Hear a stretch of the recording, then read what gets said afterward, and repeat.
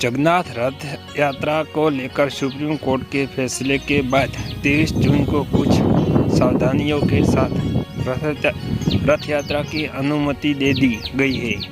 इस दौरान राज्य सरकार को सावधानी बरतने को भी कहा गया है। लोगों की भीड़ भी कम इकट्ठा होगी। गौरतलब है जगन्नाथ धाम हिंदू धर्म व पुराणों के आधार पर 4 धामों में से एक है। जगन्नाथ धाम को धरती पर वैकुंठ भी कहा गया है। आपको बता दें कि यह भगवान विष्णु ने तरह तरह की लीलाएं की थी। जगन्नाथ धाम भाई बहन के पवित्र रिश्तों का भी बखान करती है और उनके बड़े भाई बलराम की मूर्ति की पूजा यहाँ की जाती है। वही रथ यात्रा निकालने की परंपरा की बात करें तो पौराणिक मान्यताओं के अनुसार स्नान पूर्णिमा के दिन भगवान जगन्नाथ का जन्मदिन होता है। इस दिन भगवान जगन्नाथ उनके बड़े भाई बलराम और बहन सुभद्रा को पद्मा सिंहासन से उतारकर मंदिर के समीप बने एक मंडप में ले जाया जाता है या इन्हें स्नान कराया जाता है। यह स्नान 108 कलशों के माध्यम से कराया जाता है। पौराणिक कथाओं के अनुसार अब भगवान भी हो जाते हैं। इनका शरीर तपने लगता है। इनके बाद इन्हें एक खास कक्षा में रखा जाता है या भगवान 15 दिन तक रहते हैं। इस दौरान प्रभु के कक्षा में जाने की अनुमति सिर्फ मंदिर के प्रमुख सेवकों और वैद्यों को ही होती है। इनके अलावा विशेष कक्षा में जाने की अनुमति किसी को नहीं दी जाती है। इस बीच भगवान जगन्नाथ के प्रतिनिधि अलारनाथ की प्रतिमा को स्थापित कर पूजा पाठ शुरू किया जाता है।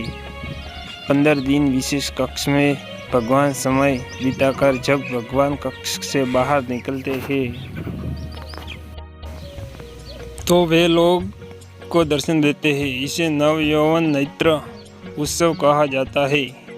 इसके बाद भगवान जगन्नाथ बहन सुभद्रा और बड़े भाई बलराम के साथ बाहर आते हैं और अपने रथ पर विराजमान को होकर भ्रमण करने लगते हैं।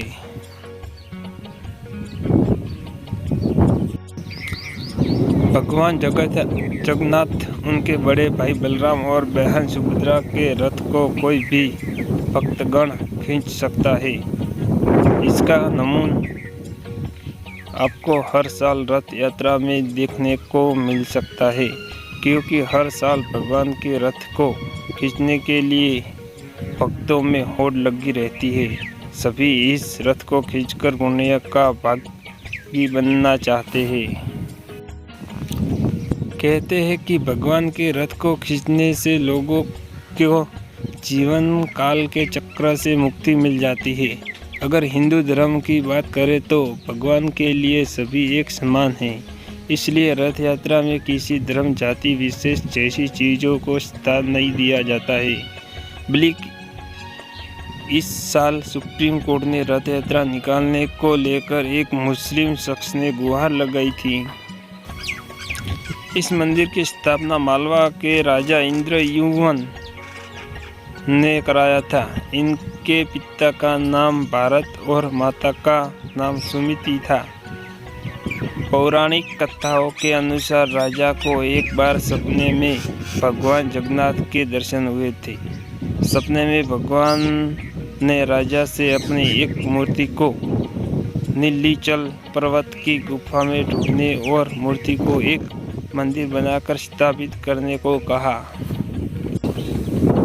इस मूर्ति को भगवान ने नीलमाधव बताया। इसके बाद राजा अपने सेवक के साथ नीलाचल पर्वत की गुफा में भगवान की मूर्ति ढूंढने निकल पड़ते हैं। राजा के साथ जो लोग निकलते थे उनमें से एक ब्राह्मण का नाम विद्यापति था। विद्यापति को सबर कबीले के लोगों के बारे पता था जो नीलमाधव की पूजा करते थे। विद्यापति को यह भी मालूम था कि भगवान नीलमाधव की प्रतिमा को गुफा के अंदर सबर कबीले के लोग छिपाकर रखते हैं। इस कबीले का मुखिया विश्ववसु भगवान का उपासक था।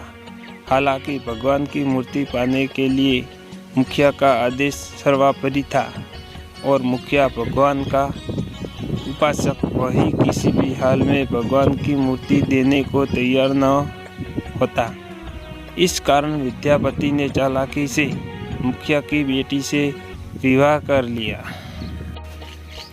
अपनी पत्नी के सहारे विद्यापति उस गुफा तक पहुंचने में कामयाब हो गया जहां भगवान नीलमाधव की मूर्ति रखी हुई थी।